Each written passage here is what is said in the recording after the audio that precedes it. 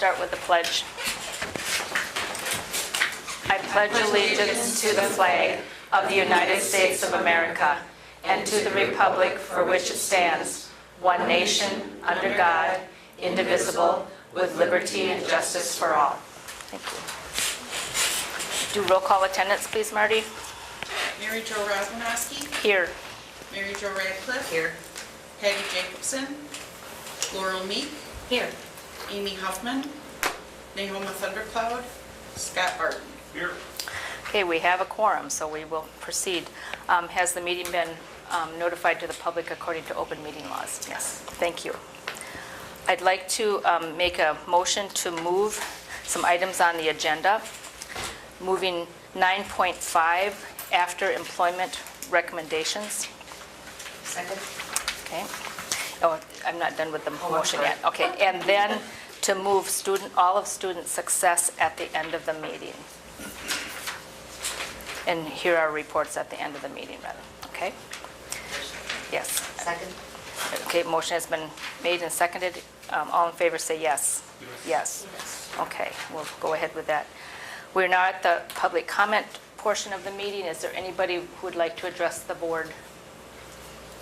Okay, we'll move on to community engagement. And we're honored to have Vanessa Mortensen with us tonight. If you'd mind coming forward. So each year, our high school social studies department goes about their way trying to incorporate as much of our local government as they can into the curriculum. And this year, Mr. Berger took a huge group of our high school kids down to Jackson County Government Day, and he told me that Vanessa is absolutely crucial in their involvement in that day. She does a lot of extra planning and organizing and making sure that everybody knows their expectations for the day, and our kids always talk about what a great experience that day is, and so we're very, very appreciative of that extra outreach that you do on behalf of our kids. So if we could have a round of applause for Vanessa.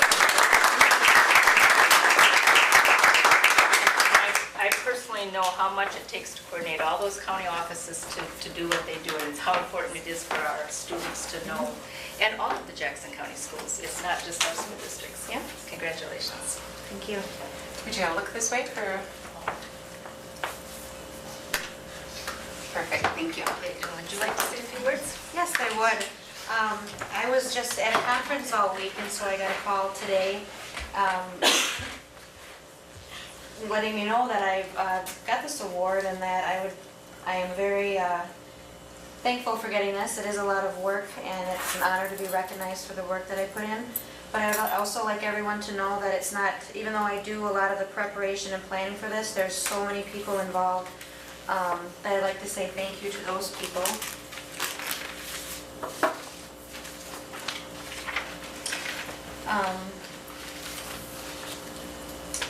I'd like to say that I'm proud to live in Jackson County and to be able to support our local school districts. I'd like to thank the following people, because without them, our county wouldn't be able to host a Student Government Day, let alone our county's 54th Student Government Day.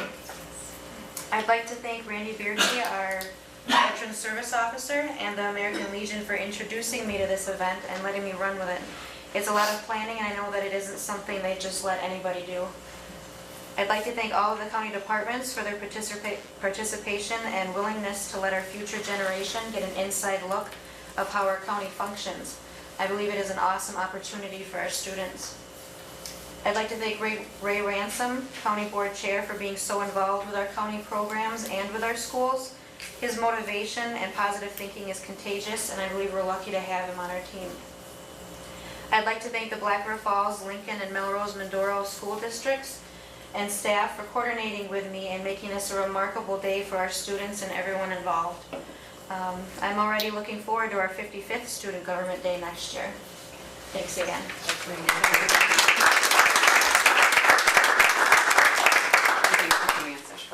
Thank you. Yes.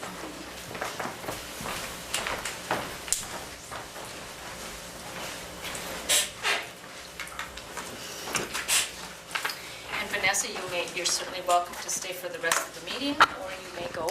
We understand how busy you are too. So, our next item is gifts and grants.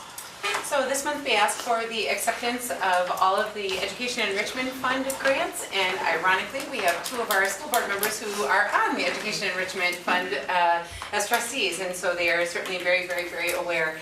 One of the things that is so fantastic about the EEF grants is that they have worked to make it a very streamlined process for application. It's not like they are asking teachers to jump through hoops to get these extra dollars for their classroom.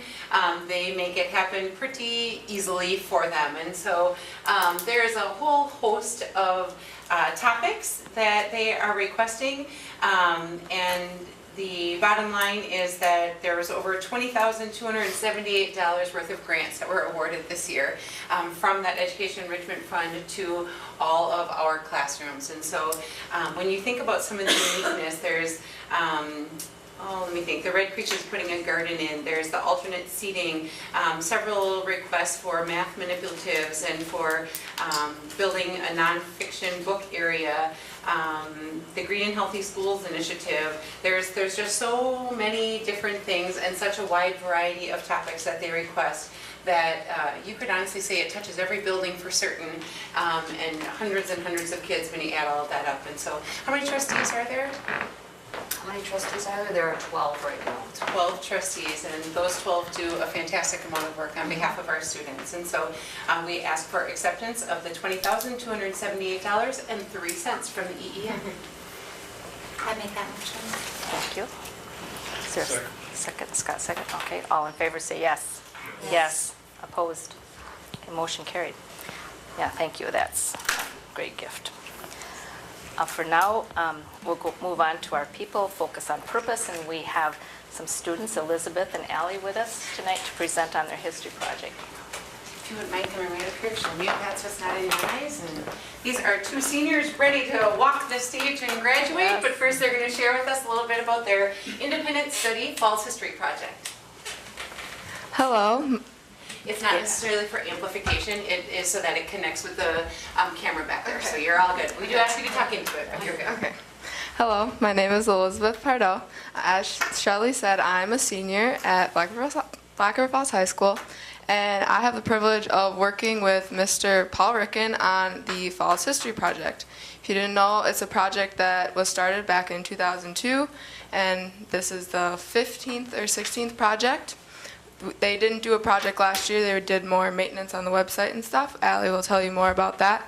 So our project this year is on Holy Hill, so the three churches right over here, the Catholic Church, the Lutheran Church, and the Methodist Church. I have a personal connection to the project because I'm a member of the Catholic Church. So what we did with the project, so Mr. Ricken is working on doing the early history of each of the churches, and then together we did interviews of lifelong members from each of the churches and just asking their experiences and the changes that they've seen over the years that they've been members. It's been a really interesting experience for me, and I've really enjoyed it. Hi, my name is Allie McJoyne. I'm a senior at BRFSD, and I'm mostly working on the online part of the project. Last year, Jacob Markard started organizing all the projects so they were all formatted the same. And so then this year I finished that up, and then I started working on the website, which is fallshistoryproject.com. And that's mostly finished. I mean, it's still a work in product. But it's going to be pretty done soon, and you guys can check it out as soon as we're done. Thank you. Thank you very much, ladies. Are there any questions? How long have those churches all been there? Have you found that out? They were all started in the late 1860s, around there. 60s. Great. We look forward to looking at the finished Yes, products. yes. Once you're done. Thank you. Once we're done. Yeah, Thanks, ladies. Thank you. Thank you. And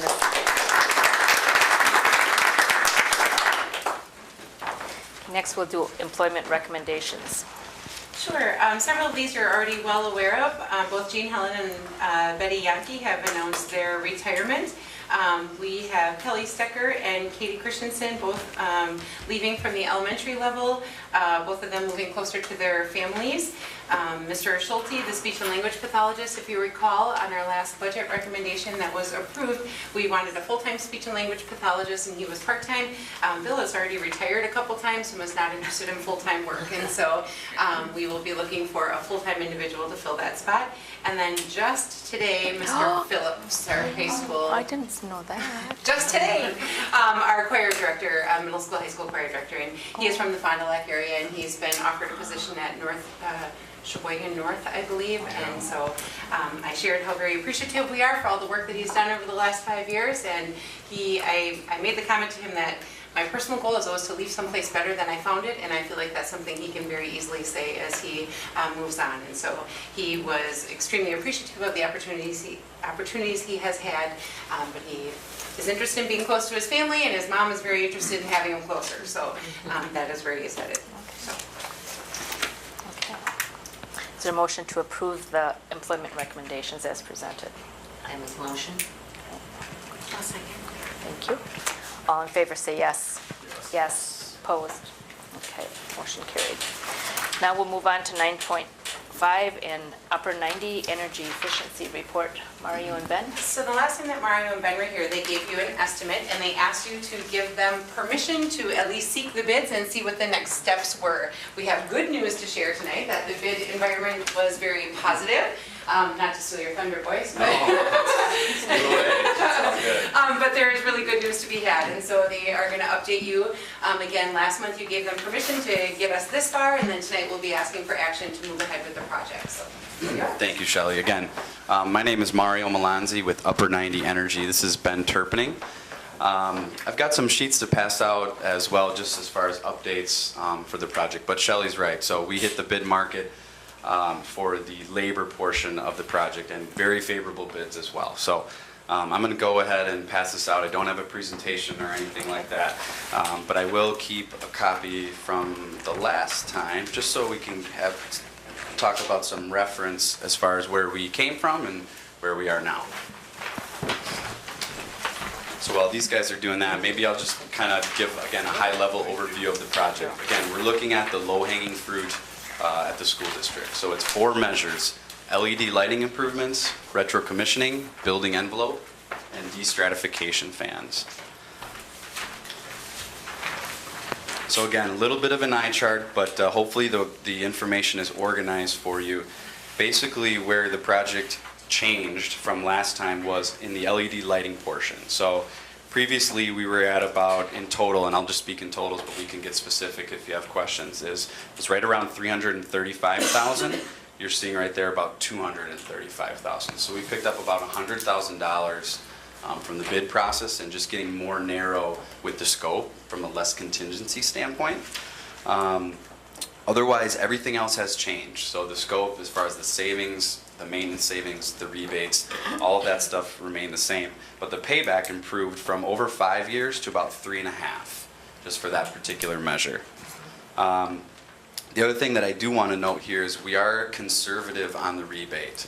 So this is a rebate from Focus on Energy, which is the statewide utility rebate incentive program. And they have 2 programs, a prescriptive program and a custom program. And right now, we're showing you the numbers under just their prescriptive program, which is what we know we can get. So we, based on the approval of the project, we would apply for the custom projects, which we think we could get a little bit more, maybe up to around $30,000. This also doesn't include an incentive from WPPI, the local electrical utility, who also has an additional rebate program that they themselves participate in, just out of, that's just their business. We believe that we can achieve their cap at about $15,000 as well.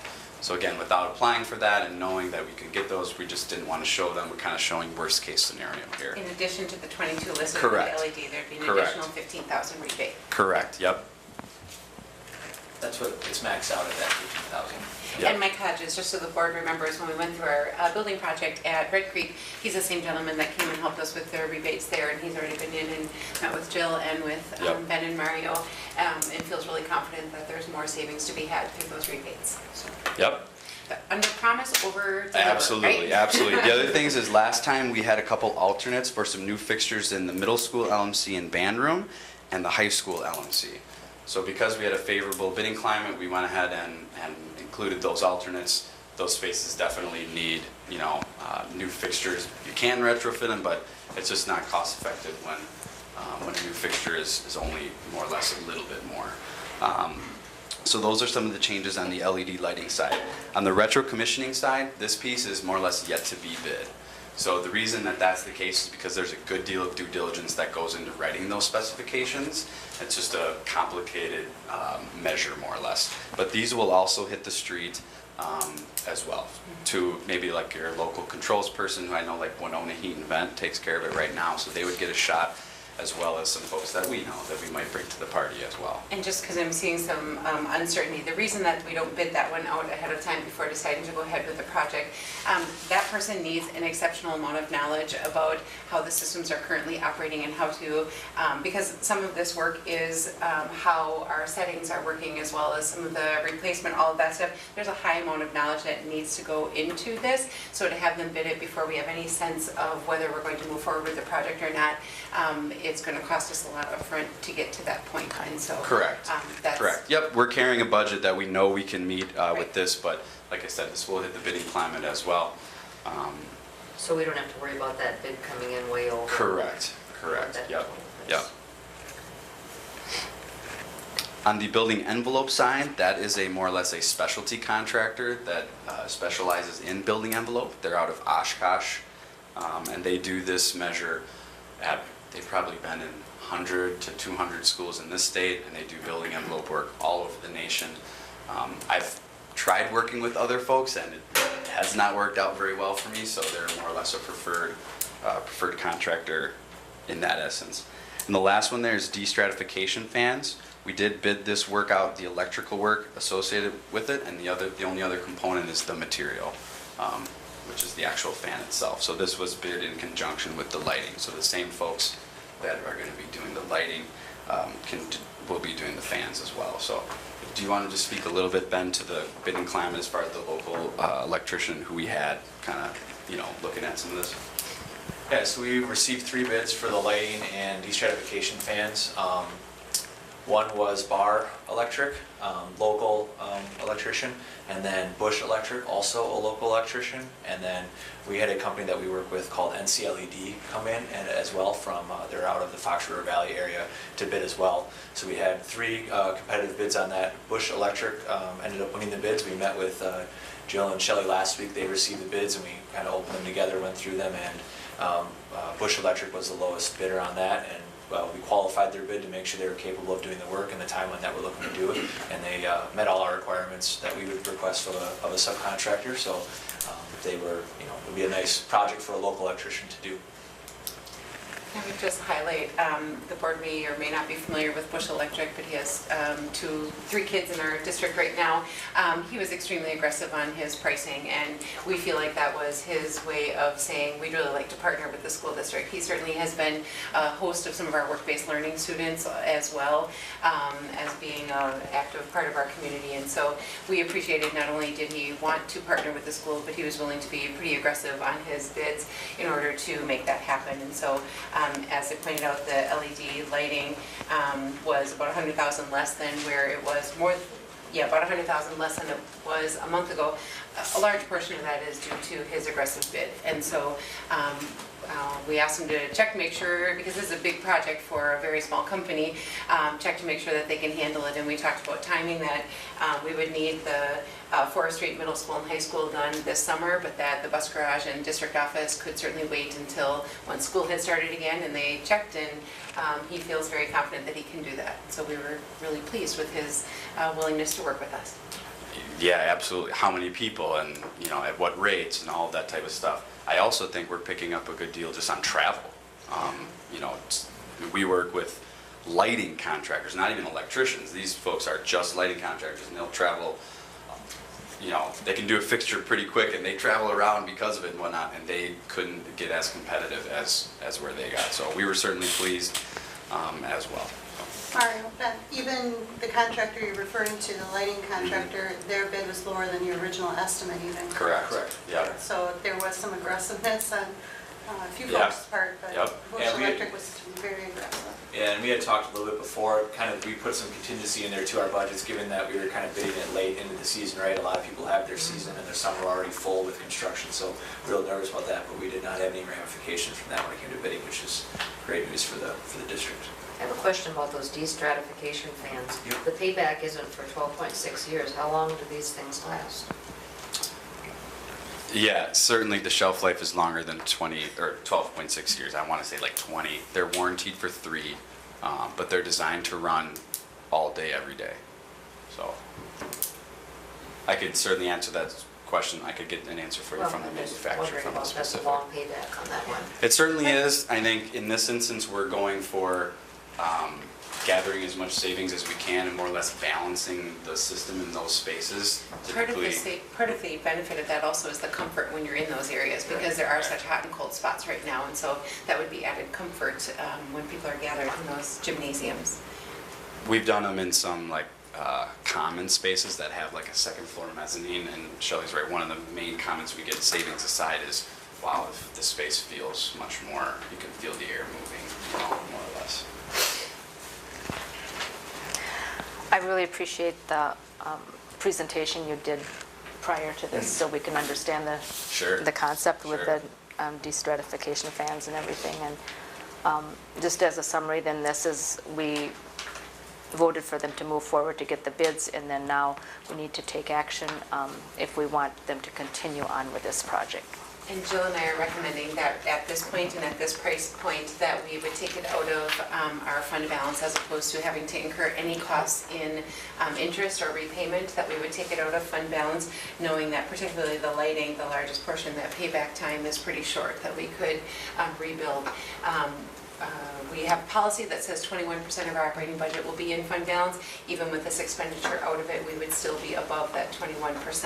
And so we're really We'd be over 23%. We'd be over 23% if the total cost came out of that fund balance. So that would be our recommendation, so we don't have to pay any interest costs. Then we would start paying that back with the savings. Correct. Are there any questions? I make a motion that we move forward with the Upper 90 project as presented here, and to work closely with Jill on this. And okay. Is there a second? I would second that. Any more discussion or questions? Okay, all in favor say yes. Yes. Opposed? Okay, motion carried. Thank you, thank you. Great, thank you. Thanks for your time.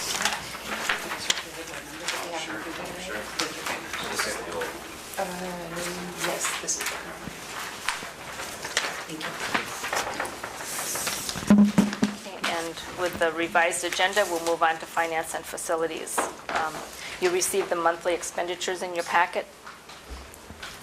Sorry, I thought we were going back. To, We are jumping down to 9.1. yeah, Okay. So we don't have to Gotcha. project that. Yep. yeah, and we'll move student success as last. Okay, you received the monthly expenditures. Are there anything that you want pulled out for review or questions? I make a motion to approve the monthly expenditures. Thank you. A second. Thank you. All in favor, say yes. Yes. Opposed? Okay, motion carried. We'll move on to budget review. So each year, Jill goes through the reports that you get in your packet each month. As I said in my notes, typically that's because we have new board members starting at this time. None of you are new. So it is your choice if you would like her to go through and explain to you what's in there. They haven't changed over the years. We just want to make sure that you understand what you're looking at, or if you have any questions, a good opportunity to ask. So are we good? Good. It's very detailed, that's for sure. But I know it has to be that way, so I thank you. Okay. Bus bids. Next item. We have Mr. William- Hansel. Oh, Jeff is here. Okay. So we sent out to 3 companies, which we always do. Nelson in Whitewater, Wisconsin Bus in DeForest, and then Midstate which has actually 3 fairly local for us. It's Marshfield, La Crosse, and Chippewa Falls. The only one that actually returned a bid to us was Midstate. And kind of the reason is Midstate stocks buses, the other companies do not. So you have to order buses like in January, February to get them by the time school starts in the fall. So do you think that we should change the timing of our process so We- that we we could. could include other We companies? could, but we actually prefer the IC buses, which we have, mainly because all the buses we have now are ICs, so we only have to stock parts for one kind of bus. They're local, we have 3 places we can get parts. Do the other 2 companies also serve or sell that same kind, They sell stuff for their buses. which are not IC, that's what I'm asking? Correct. Okay. They're Correct. Bluebird, Thomas, and Yes. IC are kind of the 3 buses three you see buses out out of there. Does Correct. IC stand for something? International. International. Thank you. Yep, so from our standpoint, we only have to stock parts for one kind of bus versus 2 or 3. We did have Bluebirds for a while, and now they've kind of ran out their ages, so we've sold them off. But I know that's been the problem why they will not, well, they still could have bid, but they didn't, because they couldn't guarantee us a bus at the start of the school year. So we can do the process earlier to get prices. It would kind of be nice to see what the pricing is. I know in the past, International's been, I mean, they're all, I mean, they all kind of know what the pricing is, so they try and be fairly competitive. I'm just saying it's not much of a bid process if No. there's only one that can meet our specs. Exactly. Okay. So Does that's, IC make anything that's also propane compatible? Do we consider that? they all do now. They all, Right. The problem is getting a place to fuel for the propane. We've kind of looked at it a little bit, but our mechanic's not real excited about it quite yet. I think some Prairie area and some other school districts have gone to Yes. propane. I'm just- There are some. I know, I believe it's Arcadia maybe has 1 or 2. And we've been trying to get over there, but with our driver shortage, it's hard for Jeff and I to get anywhere, you know, Yeah. to look at stuff. Jeff has some concerns about them. I mean, to me, it's kind of interesting to look into them because they do have some kind of neat features. So I do think in the future that it's going to be something to look at least. I don't know if it's going to be in my lifetime. I think it'd Maybe be after good to school. get bids earlier, just to have bids. So would you like us to maybe start the process in January or February? Yeah, I'll put it on the calendar. Okay. Is that early enough? I remember a time when we did them in December, too. Yeah, I don't, you know, Last year, we had 2 bids at least, the last Right. couple of years. we So had would that 2. affect our budget approval process though, or would we pretty much standard? A little bit, I mean, Yeah. you're committing Yeah. right. to hire or order 1 or 2 buses. 1 or 2 at least. I'm actually kind of surprised by the cost because when I get bids for the small buses, like that we have the 24, 20, 30 max. There's not a lot of price difference. There isn't. No. I mean, really, it's about maybe about $10,000 Right. difference. 'Cause we, Yeah, for that many more seats. we Wow. looked at maybe getting like a 24 passenger, Yeah, just for if you got smaller groups. yeah. No, But like it's 70. really, there isn't a whole lot of money No. difference. It's maybe in the low 70s. Yep, yep. I've just been through the process, so Yeah. yeah, they're really close. Now, if they came with a driver, it'd be worth a little more. That would be perfect. Yeah, if we could order them with driver, that would be. Yes. Just put some Those bids are out for hard to drivers. find. Okay, any more discussion or questions for Jeff? Okay, I move that we accept the bid from Midstate and move forward with purchasing the bus. A second. Thank you.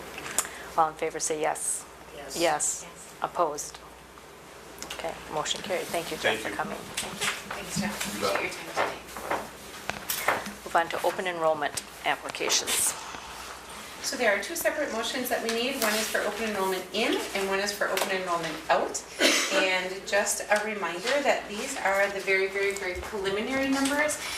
Families fill this out during this open enrollment window just in case they're considering possibly leaving or coming. Families will oftentimes fill out multiple applications. If they're looking to transfer out of our district, they'll fill out a couple of them or same with others. And so this is the number right now that is requesting open enrolling in. And these would be all new open enrollees, not those that have already been approved in previous years. So we need to take action. If you remember, the state sets aside a window that everyone needs to approve in the spring, but then it's pretty much open season the rest of the school year. They have the alternate open enrollment window, which is every day except during this window. So they make it seem like it's a big deal, but really these trickle in and out all school year long. So there is our number of open enroll in. And just for clarity's sake, I'd appreciate a motion on each one separately. Okay. I make a motion to approve the open enroll in applications. Is there a second? Second. Thank you. All in favor say yes. Yes. Opposed? And the next is our open enrollment out. And there you can see on there that there are some places who have multiple schools listed. Are these also new ones? New, yeah. So like there's a Black River Falls 8th grader who's applied to Merrill, Medford, and Neillsville. And they're currently attending the Eau Claire Academy. So they live in our district, but they're not attending our district, and they've applied to go to 3 other districts. I saw that. So again, this is, again, the 12th grader who's applied to 3 different places, who's currently homeschooled. So again, not currently attending our district, but is interested in going someplace else. Is there still a follow-up call to those families? Not to everyone. Not Those to- that have already talked to us, no, we don't do that. There's very few that say currently attending Black River Falls. Those are the people that we get in contact with if they're currently attending and try to find out what happened. Some of, like, for example, these bottom two, it says Black River Falls are currently attending Alma Center, or they're open enrolling to Alma Center, and then they're currently attending. We have people that moved during the school year, so they lived in the Alma Center School District when the school year started, then they bought property just across the line. Now they live technically in our district, but their kids want to keep going there. So we do a tuition waiver for that year that the person moves, and then for the following year they need to apply for open enrollment. We were just on the receiving end of that, a family that had 2 or 3 kids, 3 kids that lived in the school district of Black River Falls. Family moved halfway through the year. We didn't know that. When it came time to doing these applications, we found out that they lived in Alma Center, and so we just got to submit for 3 more open enroll in. So it truly, we have to count a number as of some point in time, but it changes. I bet every week there's a form of in or out, so. But with so many 4Ks, I mean, I know that some of them are, it's a childcare situation too, that they have to have childcare for the remainder of the day or the remainder of the week that they're choosing just for that year to be out. I feel like some of those that start at 4K are families that the parents both, I'm just going to use Alma Center as the example. They might live very close to that border. The parents both are graduates of Alma Center, but they happen to live just over the line, and they choose for their kids to go to the same school that they both graduated from. When they haven't even attended our school, those are a little tougher to win back because they've never stepped foot in the door. Okay, we need a motion to approve the open enroll outs. So moved. Thank you. Second. Thank you. All in favor say yes. Yes. Yes. Yes. Opposed? Okay, motion carried. Okay, and we move on to meeting minutes. You received those in your packet. Does anyone have any questions or changes recommended for that? Is there a motion to approve the meeting minutes that were in your packet? I'll make that motion. Thank you. Second? Thank you. All in favor say yes. Yes. Yes. Opposed? Okay, motion carried. Now, our core agenda review. So there's a lot of changes from last year. I try to keep up at each meeting things that have been suggested or recommended. It kind of speaks for itself, but I took off all the board self-assessments, and I did add a disclaimer down on the bottom that we commit to quarterly board development, and that we would do a board self-assessment at least twice a year during those sessions. A lot of these other changes have been either changes in timeline from when reports need to be filed, or for example, one that you guys requested is when you're approving the calendar for the coming year, could graduation date be right along with that? So some of those things have changed. If you recall at our recent board development session, we had talked with Stephanie about a schedule for department review at board meetings, and so you can see department share is on there for 6 of the months, and then there are 3 months that do not have that. Our thought was on those 3 months that don't have a department share, we would do a focus on purpose of one of the other areas not identified in those departments. And so looking at the 6 department share over a 3-year time span, we would hit every department in the district. So once every 3 years, you would get a regular update from each one of those individual departments. And so I tried to embed that into the core agenda as well. Yeah, it looks like what we've talked about. Okay. I make a motion to approve the revised core agenda. Second? Thank you. Any questions or discussion? All in favor say yes. Yes. Opposed? Motion carried. So I had originally asked the board about rescheduling the July board meeting, and Mary Jo had said that she would be very comfortable with Jill facilitating the meeting as I had offered in the notes. And so if there's no objections from anyone else, Jill also did not object to that, so that the meeting could stay on the 3rd Monday. Would that be the board's preference? I won't be there. You'll be there? We'll have a quorum. Okay, if we don't have a quorum, we'll change it. So we will take that Okay, one off okay. the list. Okay. And then do you want to do your report at the end, or do you want to continue to do that? Yeah. Okay, so we'll move back up to Student success. student success for instructional materials adoption. So 8.6, Jill. We're trying to get all the action items done first because somebody requested to leave. So Gotcha. if you're catching on, we're doing all the action. Sorry, I was not knowing it was going to be me next. Hopefully you got a chance to review the proposal from the elementary music. We did talk a little bit about this at Student Success Committee as well. But just to kind of recap, we are looking for materials that we're going to increase student engagement, incorporate more movement in with the learning of music skills and content. And so we reviewed several different options, and the elementary music teachers really felt strongly that this one was the best bet. So, do you have any questions from any of the material that I included about the resources? We're not the experts there. Yeah. You always explain everything so well, Stephanie, and provide us with much information, so thank you. They were very excited. They piloted for a few days with the materials before we had to send them back, and they really didn't want to send them back. So they're really, really excited. So. Okay. And thank you for your support. And it kind of goes hand in hand with our last month's discussion about moving around more and making sure we have movement in every subject. Okay. I make a motion to approve the adoption of the instructional materials. Second. Thank you. All in favor say yes. Yes. Yes. Opposed? Okay. Motion carried. Thank you. Okay. I believe that's 8.1, Yes. and that is all the action except adjournment. I assume we can adjourn without you. We're not like stuck in open meeting forever because there's no quorum, right? Right. Not ongoing. Okay. Thank you. Really appreciate it. Thank you.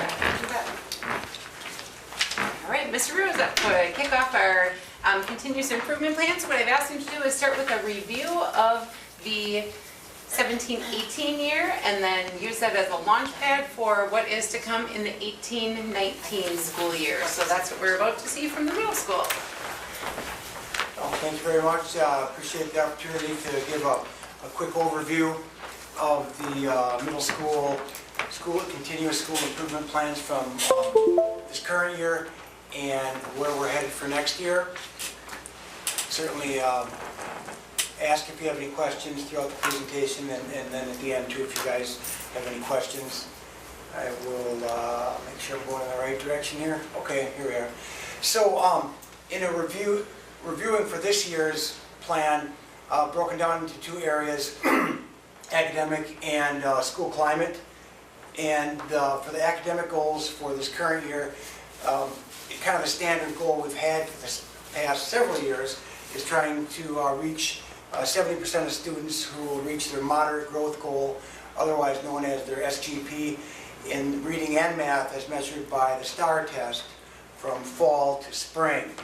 And just a side note, I'm not sure if you guys are all aware, but we are moving away from the STAR test in next year and looking at the ACT Aspire for middle school. There have been, I think, really some inconsistencies in the STAR data that we've seen from students. For example, a teacher shared with me that one student just a couple weeks ago went up 2.5 grade levels from where she had been in the fall and the winter, and another student went down, I think, 1 or 2 full grade levels. So there is some inconsistency, and we hope that the ACT Aspire will provide a better measure for us. And I know we work with Steph Brigham this summer to get smart on that, to help and support the teachers. Okay, that was my question. So that your academic goal number 1, I wondered why you weren't addressing that next year, but that really is being addressed with the Aspire or whatever. Yes, yeah, it is. Will be with the ACT Aspire for 18-19. It was tough to do any kind of a baseline because we haven't given it at those levels, but we're excited for the level of rigor in the Aspire compared to the STAR test, which is just not as deep of a dive as the Aspire is.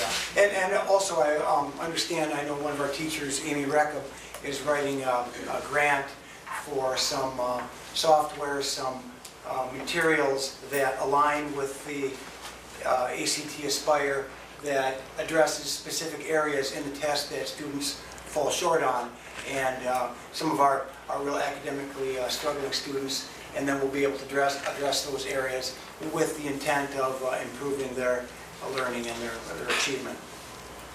So there are the final percentages for the first goal from, again, this is from just the fall when they started out, and then the spring in both reading and math in each of the 3 grade levels.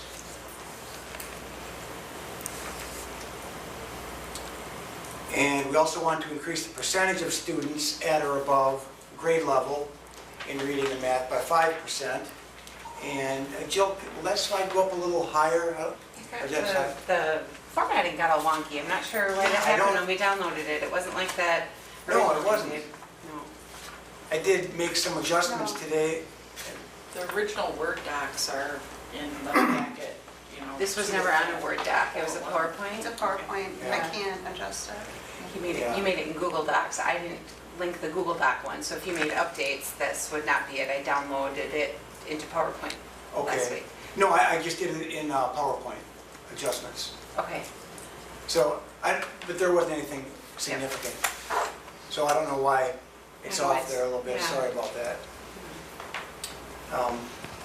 Again, we take that barometer, check that dipstick at the start of the year, and by the end of the year, that's our student growth percentile. That's kind of the formula they use, where students try to get to a 40 or above, and the grade level at or above benchmark, it goes from spring to spring. So the number for the 6th grade is where they were in 5th grade at the end of last year, and then where they are at the end of their 6th grade year this spring. In reading and math at all 3 grade levels.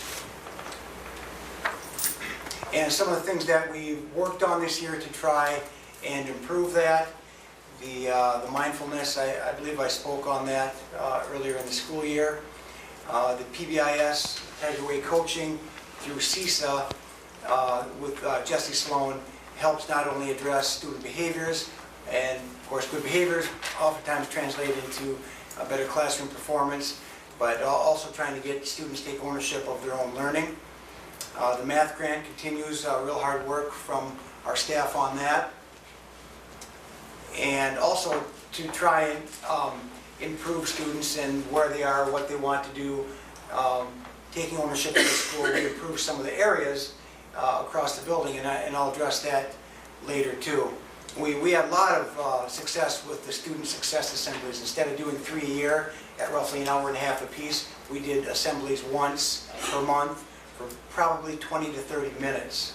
And it was really nice to get the kids together more frequently and recognize more students, hold their attention longer rather than kind of lose them after 45 minutes to an hour. So 3 or 4 assemblies a year is, the longer ones were difficult. So we went to this format, and I think it paid dividends for us.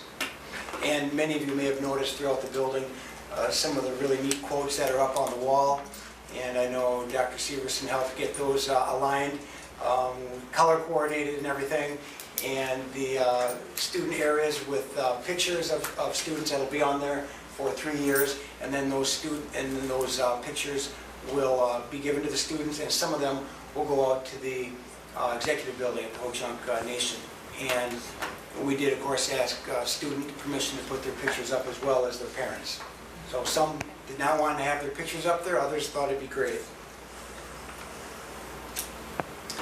And our non-academic goals, the first one here regarding school climate, we want we want to increase that from 70 to 80% for students that agree there's at least one adult that I trust at my school and I can go to if needed. And we purposefully went through a list of students who we thought, we didn't take it from a survey because they're anonymous, but students that we felt didn't have I think we even surveyed the students. Yeah, Ms. Weibel did, the school counselor surveyed the students, so we were able to identify some students and try to do a more purposeful job of talking to them and trying to get them aligned with an adult mentor. And, you know, we were relatively close. We went from 70 up to 77%, but didn't quite hit our 85%. And you chose not to address that one the following year, right? Correct. I'm sorry. There's a different school climate goal, but not that same. Not that same. Yeah. And these are, again, some of the things that we did. Or I'm sorry, this is the school building goal number 2, parent perception survey. We wanted to increase from 65.6 to 75 the percentage of parents that agreed or strongly agreed with the statement. Information from the school helps me understand my child's progress, and these are a number of things that we did to try and improve that number. I think in particular, calling parents every 3 and 6 weeks really seemed to help. We're very appreciative of Mary Burns, the high school tech integration teacher. Did a really nice job with that. And the high school tech team, students came over to assist with our teachers. And goal number 3 was to increase the climate by, we've had this question up here for quite a few years, trying to make some headway to dig into students' perception of others caring about one another. And interestingly enough, you look at the responses, we only had 113 responses compared to, on the bottom there, we had 251 responses this spring.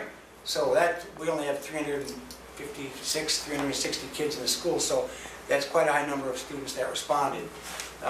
Nonetheless, we are concerned with that low number of students who agree or strongly agree with the statement, most students at our school treat each other with care and respect. So we're continuing to work on that.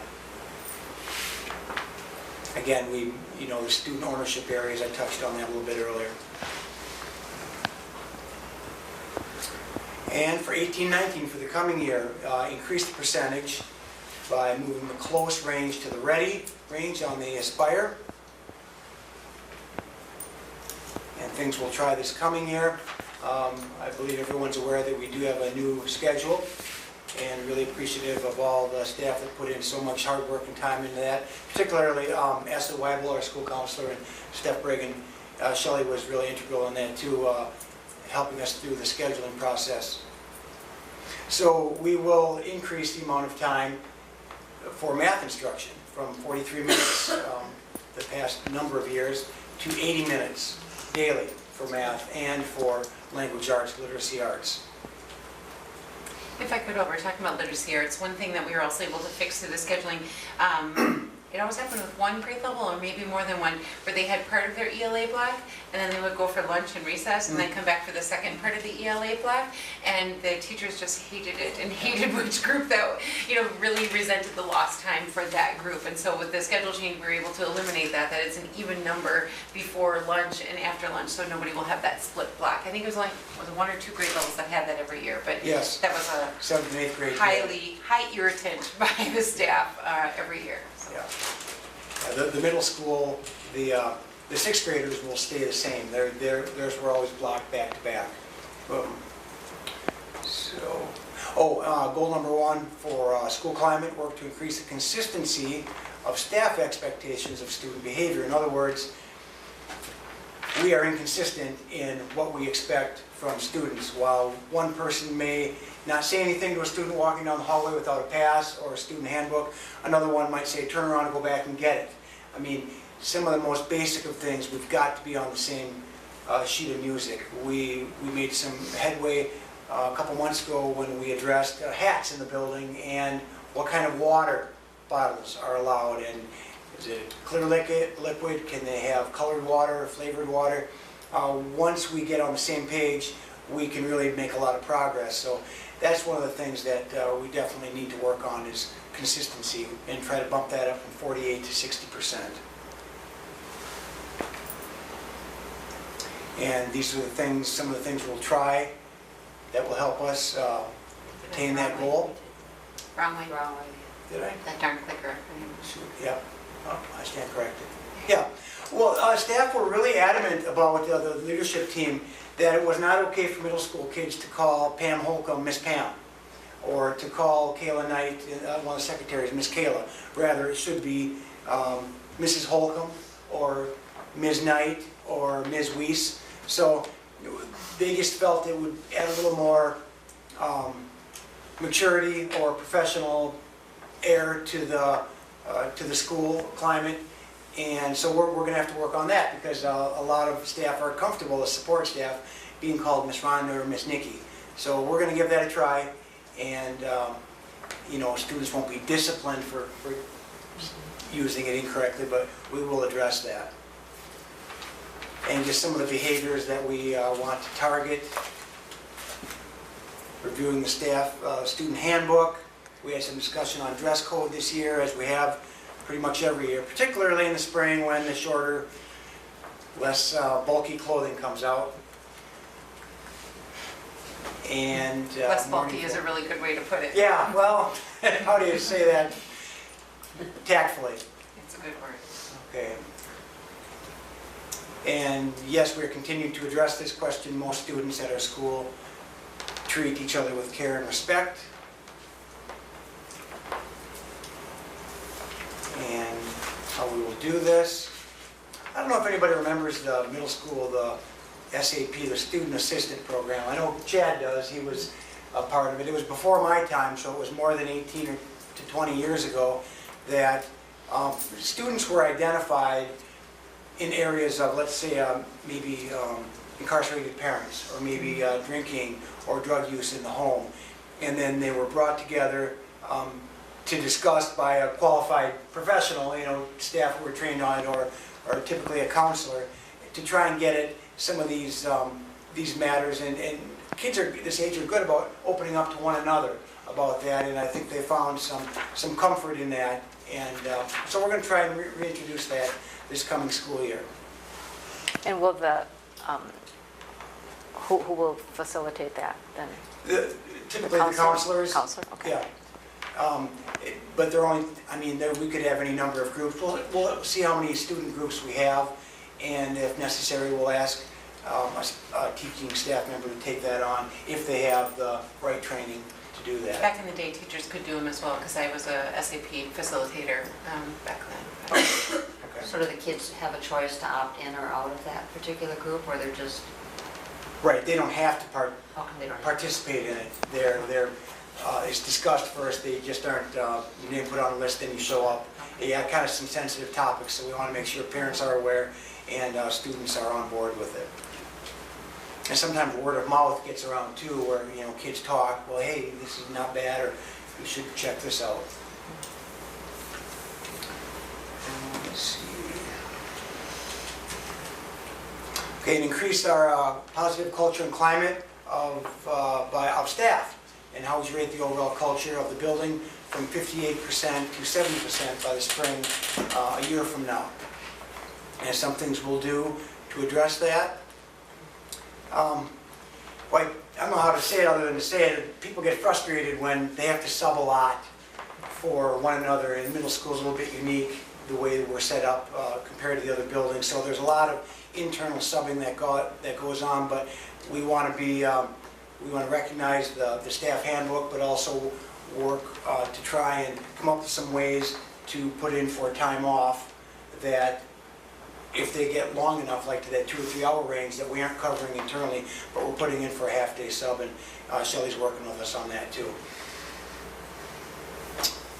Specific plans left for a substitute teacher, those are always important. We want to decrease the number of major discipline infractions, and we want, and part of that will come through with staff being consistent in our expectations. And this Orange Frog training, which is a hands-on type of training that takes about 8 hours from what I understand, and I'll be taking part of that too this summer in one of the days. We have, I believe 3 or 4 different days which staff can choose that. Relatively small groups, I believe no more than 16 or 14 or 16 to 24 can participate in that, and we hope that'll help recharge staff and start off the year on a real positive note. And I think we almost always start off on a positive note, but sometimes the grind gets to us, and then the weather, and then the behaviors, and it's a tough time of year, and I think buildings across the district and across the country. So the kids see the light at the end of the tunnel. Now it's a gigantic beacon, trying to keep them focused. So, any questions you might have regarding any of the goals? Sorry to be so brief. If you'd like any further information, I'd be happy to talk to you about that offline if you'd like. Any questions? It's just the 3 of us. Yeah. It's just, thank you, Dave. You've got some tough challenges, but yet it's good to see some successes in there too. So We have great staff, real outstanding support staff and teachers, so fortunate to have that, and we're keep driving on. Okay, thank you, Dave. Okay, and okay, Vicki provided a report in our packet for the social worker report. Do you have any questions about that? I think I summarized in the notes, but her Cliff Notes version was, there's fewer homeless, there were fewer DEPs this year, and there was more students found to be truant.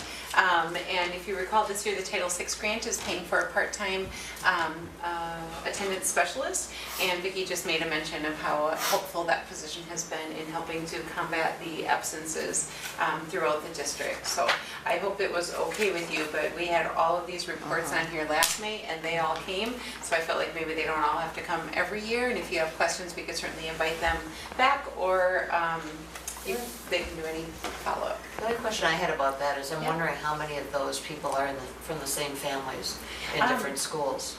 Sure. So we do have that data. It's on our spreadsheets. They have how many families they have filed truancy on. So I will look that up and let you know that. Thank you. Yeah. Okay, any questions on the school social worker report? Okay, and the same for the virtual school report. Mrs. Burns had provided a report. Does anyone have any questions? It's nice to see all those A's. I thought so as well. It's nice to see so many students being successful in the virtual school classes. We hear about Mrs. Burns constantly throughout the year and how successful she is and what a help she is, so we want to just extend that to her, too, from all of us. So you can see how many students are taking 2 or more classes. No, that's okay, that's all good. The wide variety of courses they're taking. Yes, yeah, there's, Those are the most popular. I was teasing my son that social problems. I'm like, perhaps if fewer people took courses online and talked to each other, there'd be fewer social problems. You didn't get that correlation. And it is nice to see so many students successful. If you recall, that's one of the reasons that we have families that open enroll out of our district for virtual school, because we will not allow a student to go from full in-school to full virtual school. We make them show us success in one class first, and then 2 classes, and then they can go. But I think that this shows you that our method is working pretty darn well, that we pay for each one of those slots, and we're not paying for a lot of slots that credits are not being gained for, so that's good. Questions for Mary or Stephanie or, okay? okay, thank you. The deferred expulsion report, same thing, Vicki prepared that, and you see that those numbers are down. Does anyone have any questions for spreadsheet. just the principals? I lose my connection every time I show a PowerPoint. Oh. So you can see, as she noted, 16, oh, that's the year they were initiated. I'm not seeing. It's supposed to be 17, 18, she just labeled it. Okay, 16, okay, yep, it is, sorry. I thought I corrected that, but not corrected it in there. So you can see that they are down. Then the next one shows you what grade level the students are in. And then the final one is infraction, which led to the DEP. As you can see, possession of marijuana on school grounds is by far our highest. And the last one is the outcome. It's nice to see that the biggest column is successful completion. And you recall, we no longer require the positive drug or the drug testing for that re-entry. All right. Any questions on the DEP report? Tiger Investment Yes, Club, it I don't is. know that we would need to, well, Okay. Tiger Investment Club, I honestly just included it for your own enjoyment. They had a great luncheon last week up at the Skyline, and they are, last February was their high point ever in the history of the Tiger Investment Club. They hit 121, I think, was their highest point, and that was in February, and they ended the year at 113, and so they are excited to start the grant process up at the high school. I just wanted to also put to rest a misnomer. When the Tiger Investment Club was first initiated, there was money given to Melrose-Mindoro School District, the Black River Falls School District, and the Alma Center School District. And because we don't ever, it used to be that this investment club luncheon was a joint affair with all of those organizations, and that is no longer the case. People assumed that they no longer had clubs. Melrose-Mindoro does still have a, not Tiger Investment Club, they do still have probably a Mustang Investment Club that is fully functioning. They say not very much participation, but they do still have one, and Alma Center has the money sitting in an account without an interest in making it happen in a club. So I just wanted to address that, because I think we've all thought that they just went away. Yeah. So they do still exist. Both Mary Jo and I went to the luncheon, and I'm always so blown away by, had they kept the Apple stock from the beginning, they'd be millionaires. It's just kind of interesting though, and Life lessons. I am so impressed with their success and the work that goes into it, and the amount of kids that are in it now compared to what it was before. More women than Yeah, ever. yeah, girls. Yeah, Girls. lots of I think girls. that's great. Yeah, totally impressed with that, so thank you. Okay, the Student Success Board report. Did we have one? Share. I didn't know Laura was leaving. I put the notes together. We met and reviewed the graduation survey results. We have had pretty low participation in that we kept it open even a lot longer, didn't see Facebook less. So we did talk about one of our teacher representatives said it's very similar to the graduation survey that has to be done done for the CTERS report for CTE teachers, and so we've not compared those two surveys, but I didn't realize that they had their own graduation survey that they had to send out, so shame on me for not knowing that. So we're going to look at both surveys and see how similar they are and how we could perhaps dovetail the two.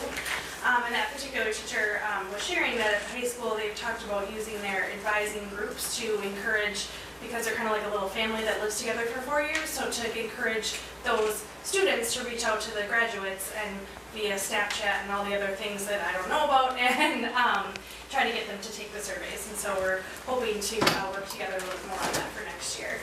We reviewed the student success pillar 1 and 5-year plans, and then in my curriculum director report, just kind of kept the committee up to date on, we're currently reviewing resources for middle school grammar and middle school math, and so still in those processes, but we'll wrap those up before the end of the school year, and that will come to the board in June. So. Thank you. Any questions for Stephanie? Just one note about the graduate survey. When the Student Success Committee started talking about that, probably 4 years or so, they first started talking about it, that was my perception of the initiation of a lot of those conversations was this constant conversation about our kids are going to college not ready to be successful, and we had too many kids that needed to take remedial courses once they got to college. So when we started that survey, it was in part to get at some of that. Last year was the first year that the state has started collecting that information from all of our 4-year colleges. We get to see what percentage of our students have to start in a remedial class as compared to the rest of the state. And so while it is nice to be aggressive and try to get that feedback from graduates, my perception was that our original impetus for wanting that was to either agree, yes, our kids are struggling when they go to college, or to be able to say, based on data, no, they're not. Stop talking about that. And the report from the UW, it was all, that report is just students that go to the UW system, so it would not count any of our kids that go out of state, but we certainly were well within the normal range of students that needed remedial classes. And so I just wanted to supplement that, because while we get additional information from that survey, the heart of it with student success was, are our kids ready when they graduate from us to be successful at a 4-year university? So. Okay, thank you. Thank you. Move on to your report. Okay, I wanted to share that there is a large math conference that happens in Green Lake, Wisconsin. I'm not sure why Green Lake is where all the mathematicians gather, but it has been for many, many, many years. And I just wanted to highlight that you've heard a lot about our teachers that are participating in the math grant. This year we had several groups go over to present, and Laura Christensen, our high school math teacher, presented with teachers from several other districts on the environment within the high school math classroom, and she got to share that she's moved away from the individual rows and files of desks and has discussion tables and the math talks and all that stuff, and how applicable that is in the high school setting.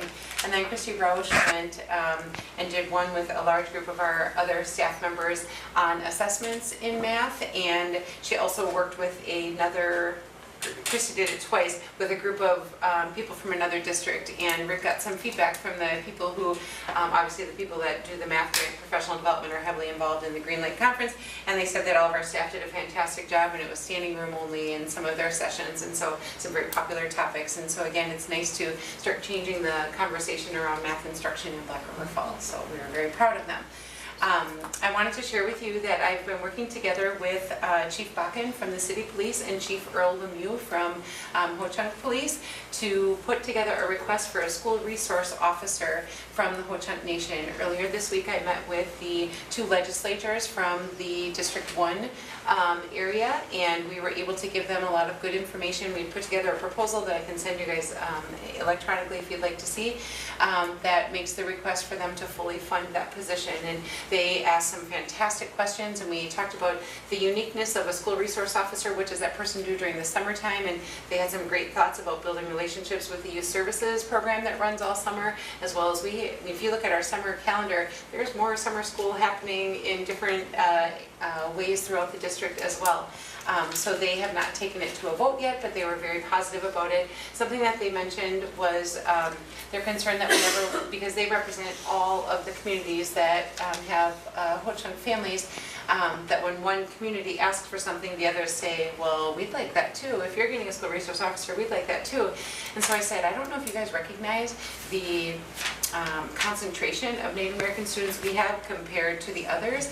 And I said, tell me some of the other communities that you often hear about, and they said Wittenberg, I said, and I looked it up, they have 4.2% Native Americans. They said Toma, I said 3%, and Dells, Baraboo, all of those. And so they said, boy, we'd love to have that information. So when I came back, I printed off from the DPI all of the districts that have 5% Native American student population or greater. We are number 3 on that list at 24%. And so they said, boy, this is fantastic information. This will be really helpful when we are trying to sell this to the rest of the legislators from other communities. And so they were feeling positive, and we'll see where that goes. But they're talking about funding it, and then the city would in kind do the uniform with all the protective gear and a squad car, and we would provide an office and a phone and that kind of stuff, but not the salary or those things. But I'm excited at the possibilities. There was some really good brainstorming there with them. Awesome. So I also wanted to share, while we're speaking of the Ho-Chunk Nation, some of you, many of you have been invited in the past, some have maybe gone. The Wisconsin American Indian Studies Summer Institute is a very big deal. It is several days of learning about Act 31 and how it's implemented into school districts, but whichever community is hosting it, their tribe usually does a bunch of cultural events as well. It has been in Crandon, it's been in, I went when it was over in the Oneida tribe over by Green Bay. It's been all over the place. It is in Black River Falls this summer, and we're really excited to be hosting that. And so we would certainly welcome any board members that wanted to be a part of it. It is July 30th through August 3rd. July 30th through August 3rd. And our Title VI grant certainly has dollars to pay your registration if you are interested. Our food service is going to come back and provide breakfast and lunch for the group. They're actually going to meet over at Red Creek. It's a big deal to have this in town. And so our high school, they told us we had like 2.5 hours. And of course, Paul Rickin's like, I got the 2.5 hours. And then there's social studies teachers from the rest of the district and other teachers. Well, what about us? What about us? We do cool stuff. And so we're lobbying them to see how much time we could have for some of the local things that we do. So that's exciting. And then finally, we had our Presidential Academic Excellence Awards May 1st. And I just wanted to highlight for you, this was the largest group of 8th graders receiving their Presidential Academic Excellence Award in over 15 years. So that was pretty fantastic. There was 28 5th graders, 30 8th graders, and 12 12th graders. So that was great to see so many people there to celebrate. Hopefully that they'll be wonderful back. That's what we say, every one of them. Yes. Mr. Dobbs says it when he presents, Mr. Rue says Okay, it, and Mr. okay. Chambers then asks them, how many of you have been here once before? How many have been here twice before? And we really highly encourage that. By the time they get to 12th grade, that standardized test is the ACT. So they need to be 85th percentile or higher on the ACT. That's a pretty high bar. And I'm not saying it's unachievable, but I'm saying that's a really high bar for those kids to meet, and thus why the numbers are lower at that senior level. So. I read that in the Tiger Tribune. I thought the Tiger Tribune was really interesting this time. Thank you.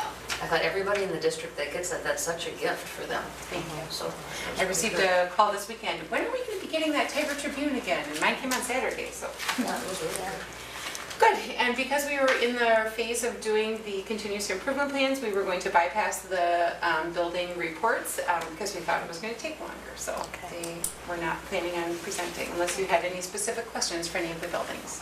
And there were a couple of items that I wanted to discuss, and we're putting that at a later date when we have more board members here. So Shelley and I discussed those. So the homecoming earlier. committee is one Yes, of them, that has and happened. Finding Ready is one of them. Yes. Okay, we'll move on to Wisconsin Association of School Board, our other training. We did have the Spring Academy at CISA 4 last week, and it was board responsibilities, roles and responsibilities. And it was requested by the members of Wisconsin that we not have a Spring Academy at a larger town. Usually it was held once, one big academy, and everyone would travel to this site. They wanted things more locally, so they set up 12 different academies, and absolutely there was a difference in the attendance from our region. We've had usually six maybe come, and we had 18 last week, board members from our area. So that was a success, I think. I am attending the WEIU School Safety Town Hall meeting tomorrow night. That's about all I have. Does anyone else have anything? And I got talking points from Dan Rossmeller. As you know, he's a little wordy, so I've got several pages, but we'll I'll get things more current, so. Okay, no conference workshop attendance then either. Future identification of agenda items. We've got a few on that we've written down already. Do you have any other additional ones? Okay, we got a pretty heavy calendar the next couple weeks here, leading up to graduation. Yay! So, okay, anything else you want to discuss? Okay, I think we're making a record, you guys. Is there a motion to adjourn? So moved. I'll second. All in favor, say yes. Yes. Okay, yes, opposed, okay. We are adjourned, 7:50.